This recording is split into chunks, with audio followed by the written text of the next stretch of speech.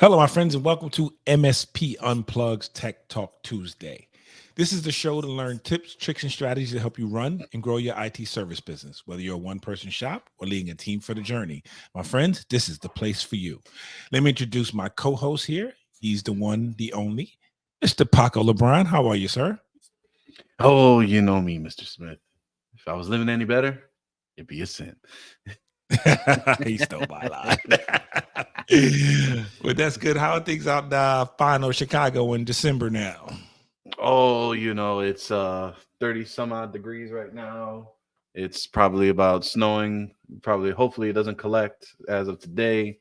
As I make my way to do some presentations for some clients on the importance of security awareness training and keeping your passwords off your damn computer. So it's definitely going to be one of those days. Sounds like a good teaching moment for you. Hmm. By the way, I didn't introduce myself. So those of you who are on YouTube, you can see my name. But if you're listening, I'm Rick Smith. I'm from Renactus Technology in New Jersey, and I am the other co-host. Today we're going to talk about something as we continue our fourth quarter living series, and today we're going to talk about holiday budgeting and gift giving. So basically, what are you doing if you're doing anything for your clients, or should you be doing anything for your clients? And also for those of you with employees, I guess this would come down to them too. Are you doing anything from the employee side of things as well? Hopefully Um, they ain't listening. Wow, yeah, I guess that's true.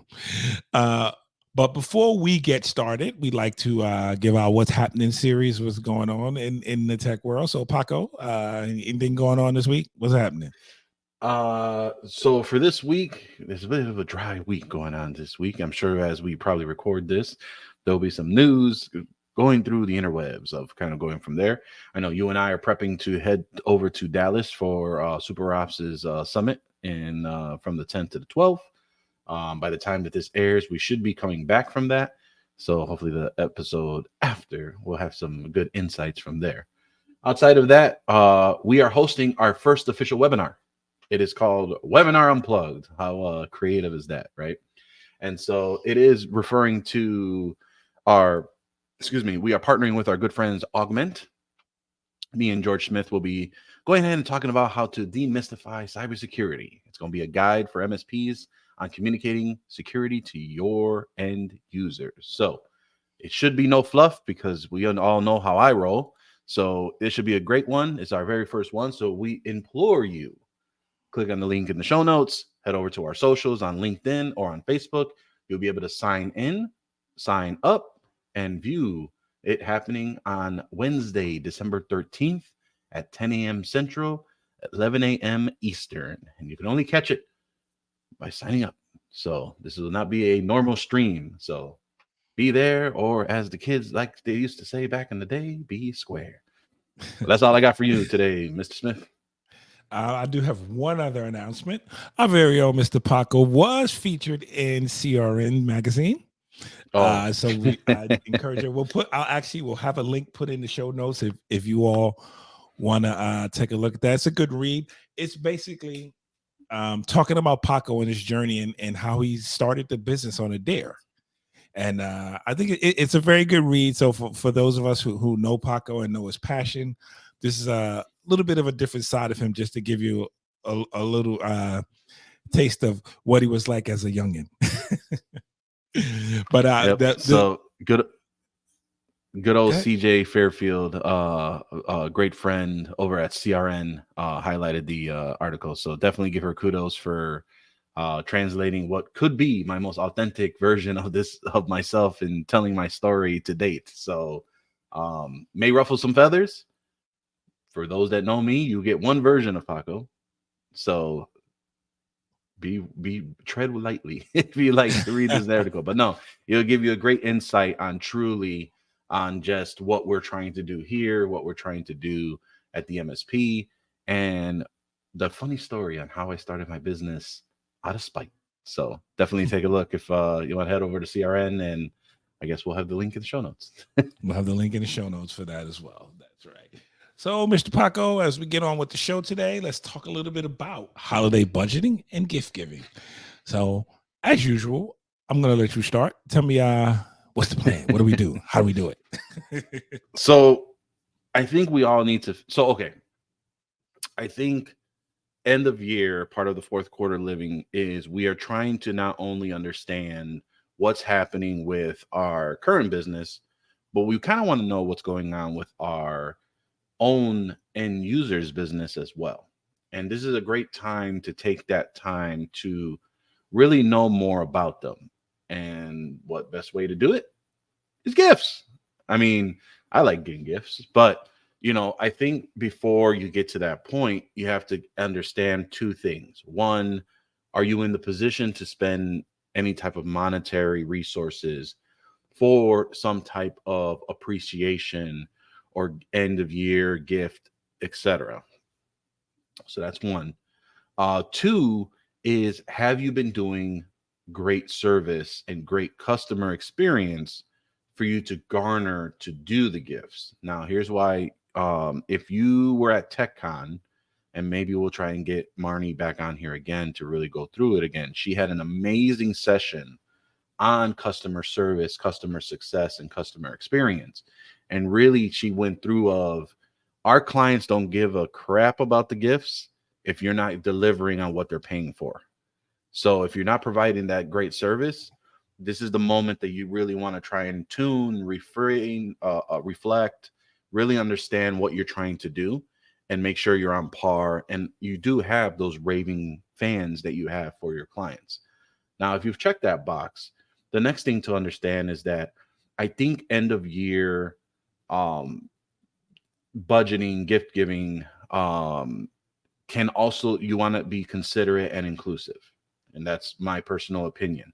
There are some that don't observe holidays.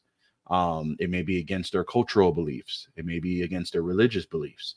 So for us at ProdigyTeks, we respect that, because we do have several members that holidays are not to their religious beliefs. So we name our end of year or our holiday budgeting or holiday gift giving to end of year client appreciation, end of year um, client giving. So these are general terms, but still deliver the same impact. And the reason for that is that you have to be conscious of your employees. You have to be conscious of the clients that you're serving as well. The last thing you want to do is bestow on them a feeling of uncomfortability, especially if you are having them to do something, whether it's an employee or someone of yourself. Maybe it's your religious beliefs or your cultural beliefs, or your clients. You don't know what your clients are believing, and maybe they can't accept that, and is against their views as well. So something to take into consideration as you label, as you start to make this endeavor and this experience, as you kind of move forward from there. We've settled on client appreciation, end of year client appreciation. It just fits for us. The entire team is okay with it. And that's what we kind of do, kind of moving forward to why and how we set it up as we move on with our clients. Rick, any insights to that situation? Yeah, I think I think you hit it on the head, and I think it's very important that we be conscious of um of others, and be conscious and respectful of others and how they celebrate, if they celebrate, or however. So as Paco said, they use client appreciation, we just say customer thank you, right? And this can, to be realistic, this can happen any time of the year, right? Doesn't necessarily have to be at the end of the year. It just seems that it's the most common time, so it probably makes the most sense. Now, two things that I want to point out, and there's two ways to go about this. If you're sending gifts, like if you find we can recommend a couple of good places that you can purchase something and have it shipped to each client. There's two ways to go about this. One, which I am really trying to get, and right now it'll be for 3 clients this year, and then the rest will get the same gift, but I hope none of them are listening. But as you go through your time, you and you spend time with your clients and understand them, you know what they like, right? You learn what they like or what they're into or their hobbies or, something they wanted to do or whatever. You can cater your gift towards um, that bit of knowledge that you've gained over the time of talking to your clients, right? So you don't necessarily need to send everyone a fruit basket or whatever you send. For example, we have one client who's like goes around and he tries steaks. Like that's his thing. He's a steak guy, right?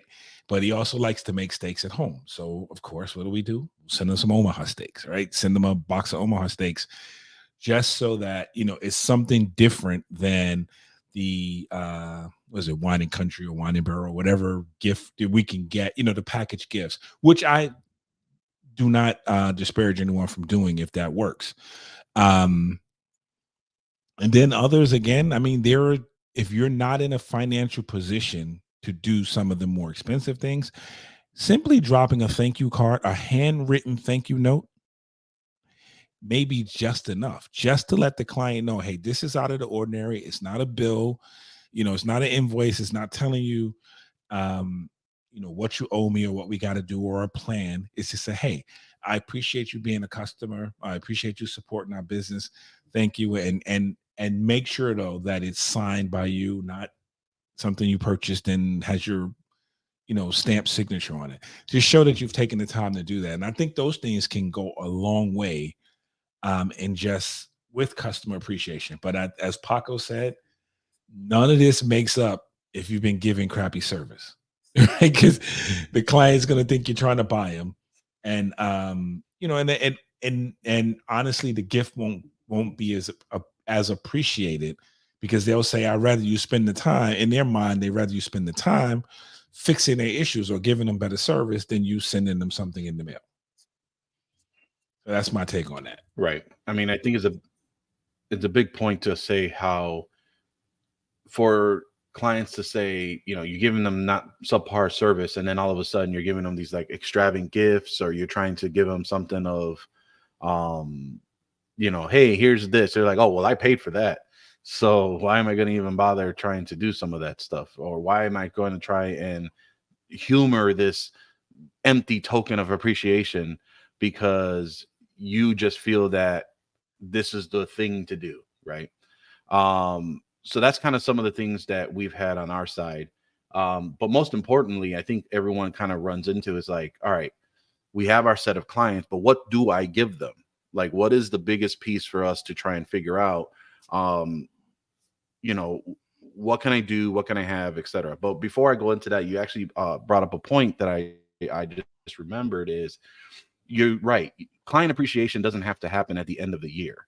You can actually do this, at multiple times of the year.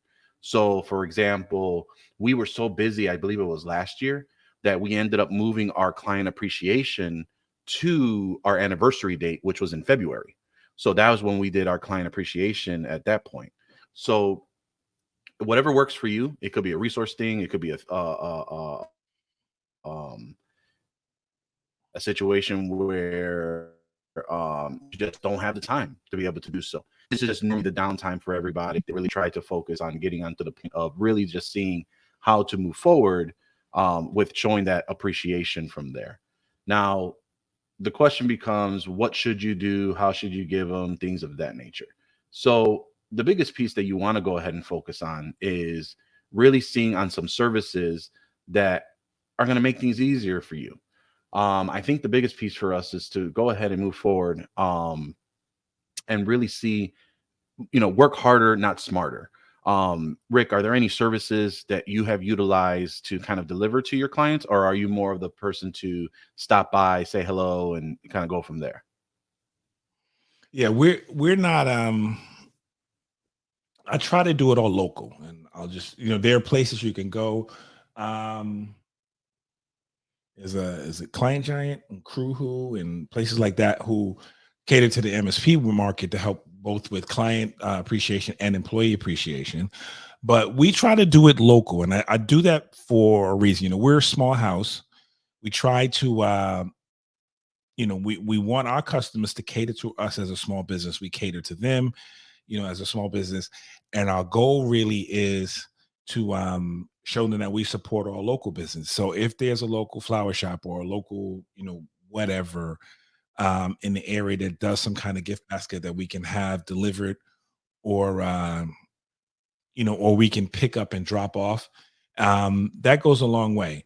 And the other thing I say to everyone is, when you do that, if you go local, right, and you buy from a local, whatever, a local gift giver, let's just call them that for now, right, and they make something for you that you deliver to your parents, to your customers, right, you make sure you tell that person, hey, I'm a small business.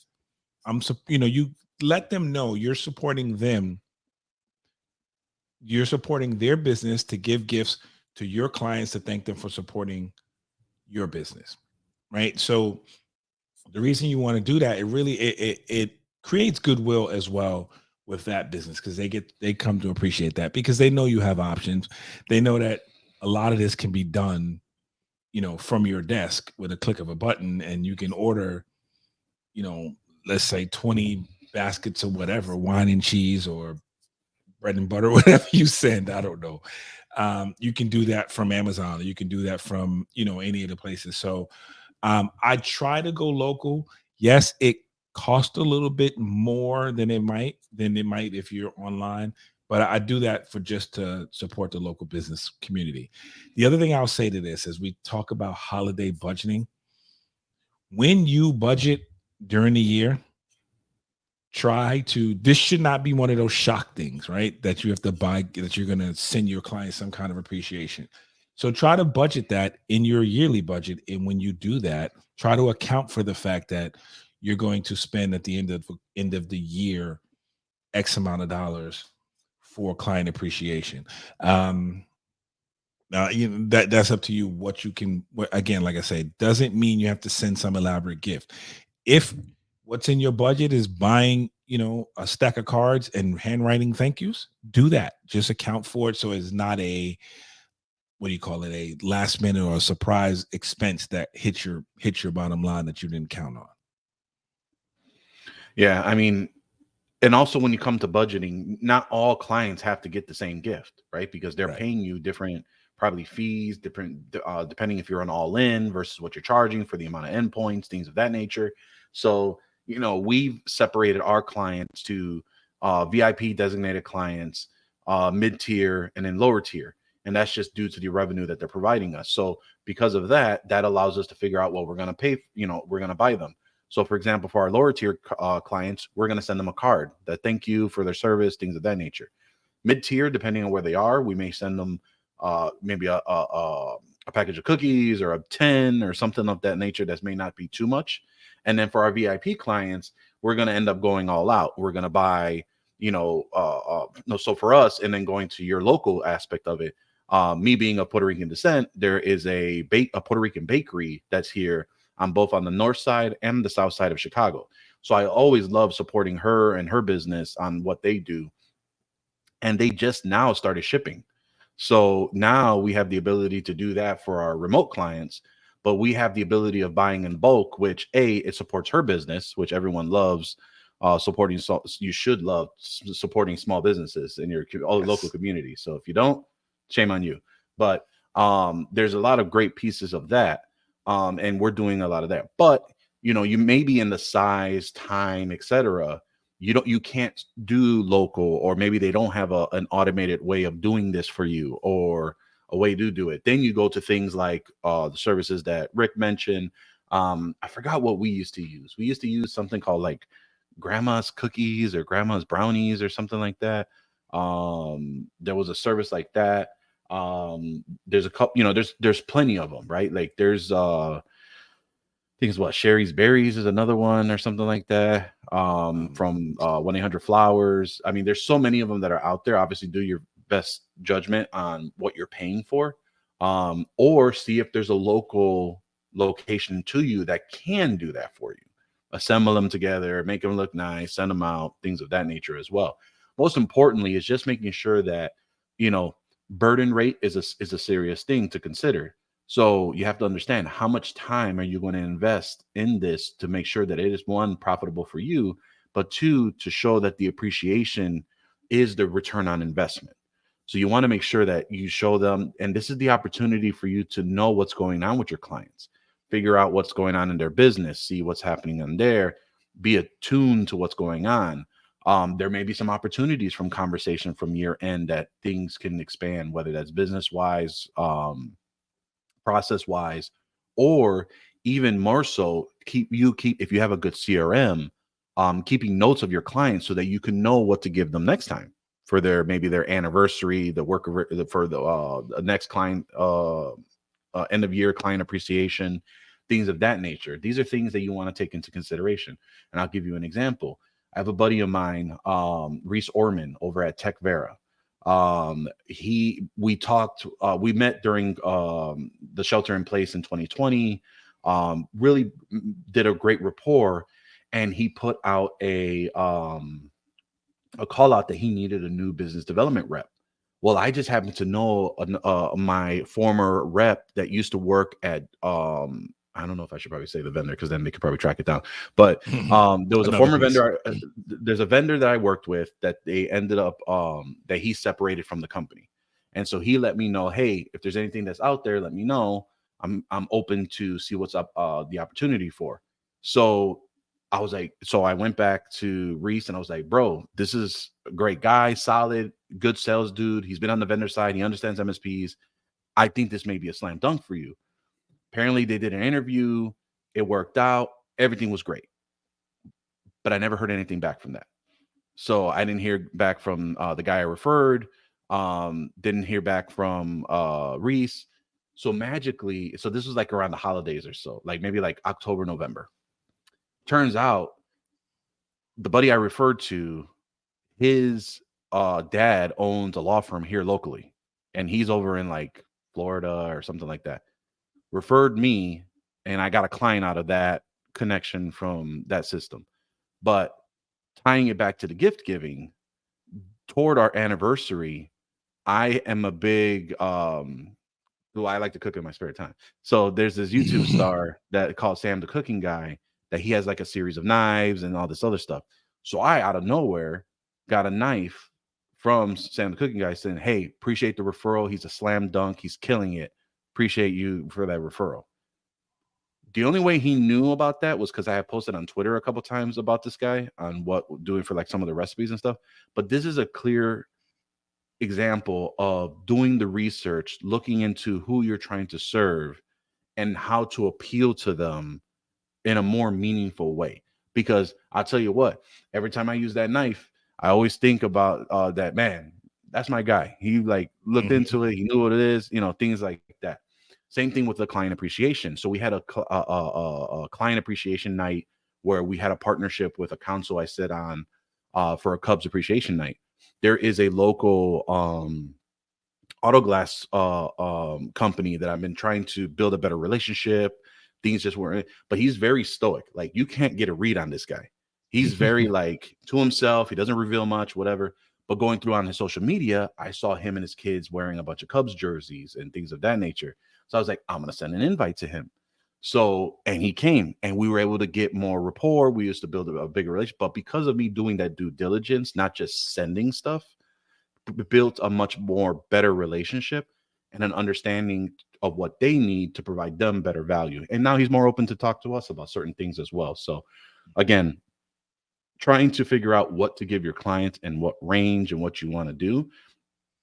It's not a one size fit all, but you do want to make sure that you budget for that, because again, you should not be spending as much as you get for your VIP clients to the loyalty clients, because the monetary side and the burning rate and the time investment may not make sense.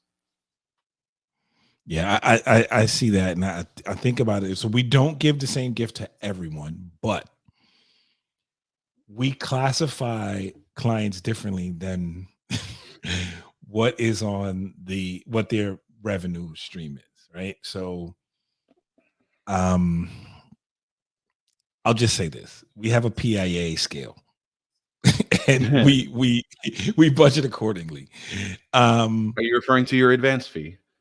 Yes, my advance fee. But we work on that to so some clients, and again, there are clients, and I don't want this to come out the wrong way, but there are clients that you genuinely like, right? You enjoy Yes. talking to them. You don't, let's say, how do you say it? You don't regret when you have to talk to them or when you have to go see them. You don't have that feeling in the pit of your stomach about this preconceived notion of how this conversation is going to go. You generally look forward to speaking to them, right? Or it's okay to go Yep. speak to them. So those are clients you probably get more information from as well, right? So you understand them more. They tell you talk about family, talk about, you know, kids, vacation, things like that. They genuinely care and ask those questions about you. You genuinely care and ask those questions about them. So it's easier than when it comes to holiday time or gift giving time or appreciation time to say, hey, let me give something specific to this client. Um, so you find something. I had another client. She's a doctor. She's into teas. Like she likes all these exotic teas. So I had my daughter find my daughter who travels basically around the world found a company this year for me to help me to put together these exotic teas for her. So that's going to be the gift we give, right? And Mhm. honestly, I think it's going to go a long way, but it's not very expensive. This was not an expensive gift, but it's for a client I like who will get these teas and hopefully will appreciate it. But it'll be different, right? I don't know who gives teas to you know what I'm saying, but it's something that we when we talk about, she's always sitting there with her cup of tea, and I tease her about it all the time, Yeah. because it's like I was like, you must drink 10 of those a day. She says, no, it's usually two, but I drink it really, really slow. And she has a little thing to keep Mhm. it warm as she sits in, but anyway, I'm just No, saying so it's funny what you you said. go No, ahead. go ahead. Sorry. No, I was just saying, so just pay attention to things like that because I think they go a long way. And I'll say this: Paco gave the example of giving a referral to someone else and someone listening and giving a referral. So I gave the example this morning about the steaks, right? I mean, Mhm. this morning, earlier in the episode Early, about the yeah. steaks. 2 years ago, a client sent me Omaha steaks. Now, Mm. the reason he did that was I didn't even know he was on my Facebook page. But I put sometimes when I'm grilling, I'll put pictures of me cooking something. So Mhm. he saw that and sent it to me to thank me, which I thought was awesome. Um, but it stayed in my mind. So honestly, he's not a super duper, in what we would call a high revenue client, but he is one of my favorite clients. I always will Yeah. make time to take his call and talk to him. And it's not because of the stakes, it's because of the good conversation. But in my mind, I appreciate the fact that he took the time to find out a little bit more about me, and sent me something that he knew I would appreciate. No, I mean, we definitely have those type of clients, and I'm going to give you an example of one where we just hit it off really well in the early days because they just had a really bad clientele in the past and or MSP in the past. And so one time we there was a outage that occurred and our overseer device showed it, but we didn't know if it was power, we didn't know if it was internet, their phones weren't working. So I was like, let me just show up at 7 in the morning when they open up just to make sure everything's okay. So I show up, everything, it was a power outage, so everything was coming back up. I was like, okay, great, just wanted to make sure. I couldn't get a hold of anybody, I just wanted to make sure everything. So the owner was like, hey Paco, how you doing? Hey, what are you doing? Whatever. So then he calls me afterwards and he says, hey man, I didn't realize. I see. He's like, I thought Barb was the former office manager there. He's like, I thought Barb called you that we here. I didn't realize you came on your own because you saw a problem. He's like, man, thank you. Like I really appreciate that you're looking out for my business. With you're looking out for me. And that like proved it to me. So that was an instant, like we clicked at that point. Then he gave me a referral to another buddy of his, which that's a good client. He's a good he's an interesting character, that guy. But because of that, we gave him a credit on his invoice because that's kind of the running referral that we have. We give you a 25%, depending on the amount of users, up to 25% off your next invoice. And so he's like, "Hey, I appreciate it." He goes, "But I thought I was going to get a red convertible with the referral." So we all had to laugh, whatever. So I was like, "Okay, I think he has this type of humor." So I order a red convertible model from Amazon and I have it delivered to him. And so then he emails me and he says, "Hey man, I just want to let you know, um, I got an Amazon model that was delivered to me on Amazon, and then I got a red convertible that got rolled out of a trailer outside. Which one did you send me?" I was like, "Obviously, it's the one with the trailer." So we had a good laugh. And so when I showed back up, Barb was like, "You have no idea how much you made his day." Like the whole office had like a roaring laugh of how, and this is like, this is a good sized client. This is probably like 10, 15 people here. Another 10 is outside of the field guys. And they're all just hilarious laughing at this joke of what I just did to them. And so that just to me has always built that rapport for them. But on the flip side, what you have to learn too is sometimes when staff transitions and there's new people in place, you have to rebuild that trust. You have to rebuild that Right. rapport. And so that's what we're trying to do right now because there's a new office manager there. And I can't get a read for this lady for to save my life. And I don't know what it is, but we're trying and we're trying to figure it out. So I'm hoping that we get to that point because sometimes you kind of just know when you have your hand on the rope and it's starting to slip a little bit. And so that's when you really got to make sure you have that dedication to your clients as well. Right. And the thing they say all the time, you get those 9 lives with your clients.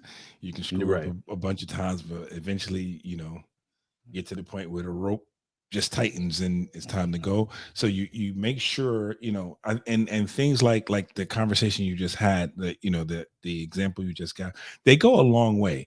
Because when a client is, they will give you, whether you screw up or sometimes things just happen, right? Nobody screwed up, it just happened, but it's a huge inconvenience. Yeah. And if you explain that to them, they'll, you will always get the benefit of the doubt because, first and foremost, as we say all the time, people normally do business with people they know, like, and trust, right? So Right. if you have built that rapport with them, you get a couple of extra lives sometimes. But I'm not saying to purposely go out and screw things up or let anything slide. You want to always give the best possible customer service you can, and always, leave that client, raving about you, or that's the impression you want to give. You can't please everybody. You're not going to impress everybody. But I'm saying, you always want to do that. But clients will, Right.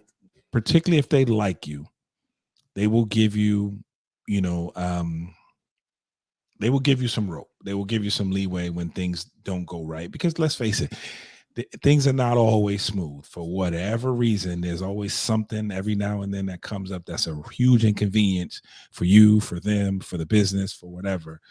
And it's how you deal with them in the good times is how they trust you in the tough times, right? And Right. so that's just very important to keep in mind. I've been doing this a long time. I've had some customers, I realized the other day, I've had some customers, even when I was a break fix shop, that I'm still with now, and we're going on 18 years. And I'm like, wow, you know, Yeah. um, and I did not realize that. But you know how you realize this when you look at your books back in history, and you can see when you did invoices. And I'm like, whoa, this client has been around that long. Mhm. And so A- anyway. And that's important to highlight because, you should be able to highlight to your customer and your client for that. You have to be able to let them know, hey, thank you for being with me for 5 years, 7 years. Hey, have you Mhm. realized, like, you got to make it a big deal for them to know that you appreciate them for staying with you for so long. There's a book that Marvin mentioned, Marvin B over at IT Business Podcast, for those listening for the first time in this episode. It's called Customers for Life, and that's an amazing book because it really explains on how the value of a client should not just be a churn or a term cycle. How do you ensure to be with them through that growth from start to Mhm. exit? How do you contain and help them within that business and that lifestyle, in that life cycle that they have, and really focusing on the best that you can do for them? So But yeah, that's the best I can say. I think we'll have some resources here on the show notes to make sure that we have the links for some of the services in case you are looking to figure out what you want to do to order. But again, it's got to speak about you. Like, what does it reflect of you, of your gift giving, and what you get as a client appreciation? Because that will always drive home more than just kind of sending a random basket from like, wine.com or whatever. Right. See, and that's why I honestly believe more important than that basket is a handwritten note. I think that just goes such a long way.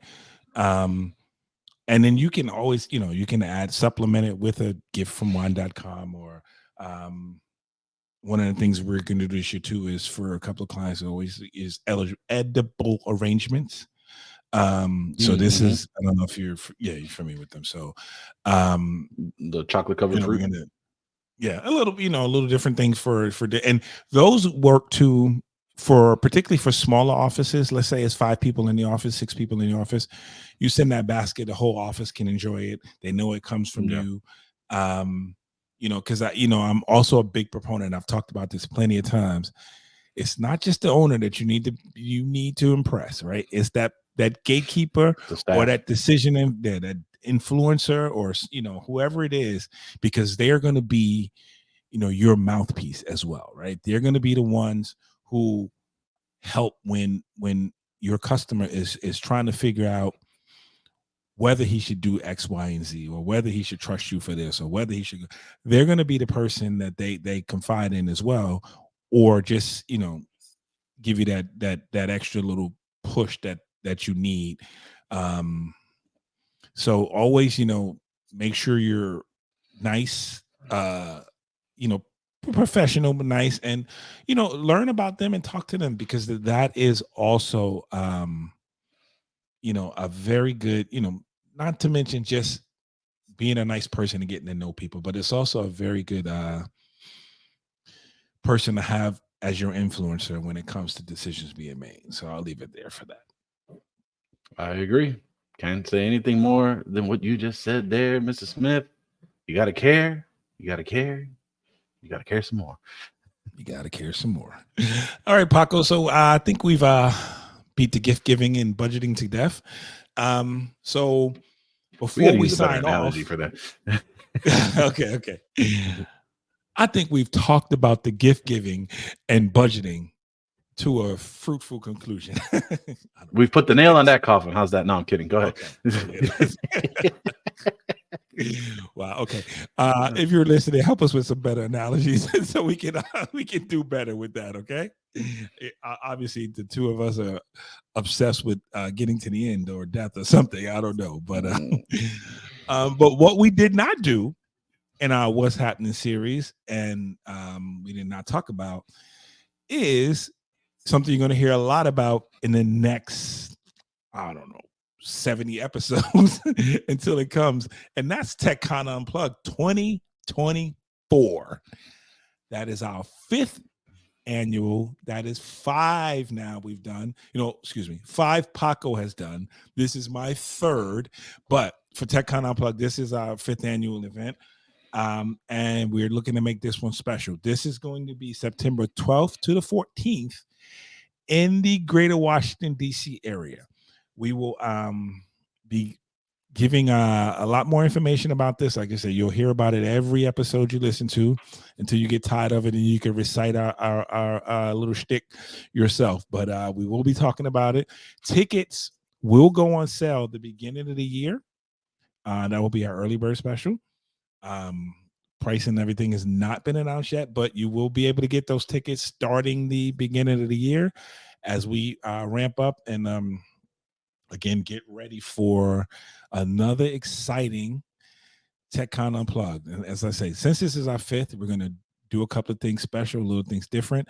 But as always, this is for us, by us, and when I say for us and by us, that is the whole community. So it's always a community effort. So if you have any suggestions, questions,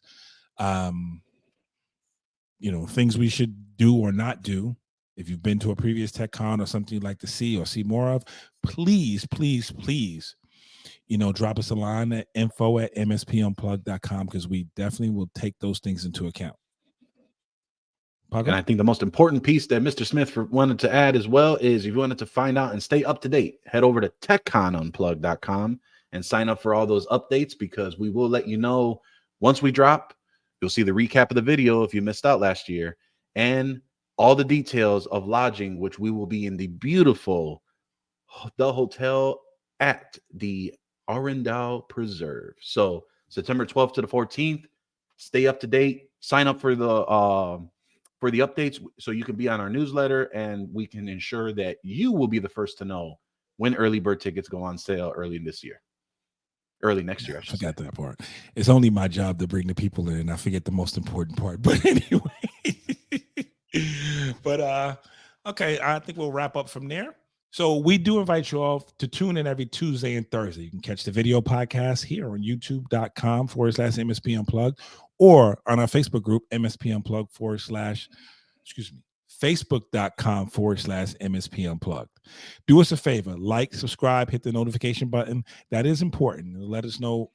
It'll let you know when new episodes are available. Now, if you prefer to take us on the go, we're on your favorite podcast app. That's Amazon Music, Spotify, Apple Music, just to name a few. For Paco and I, we want to thank you, and we'll see you next time on MSP Unplugged.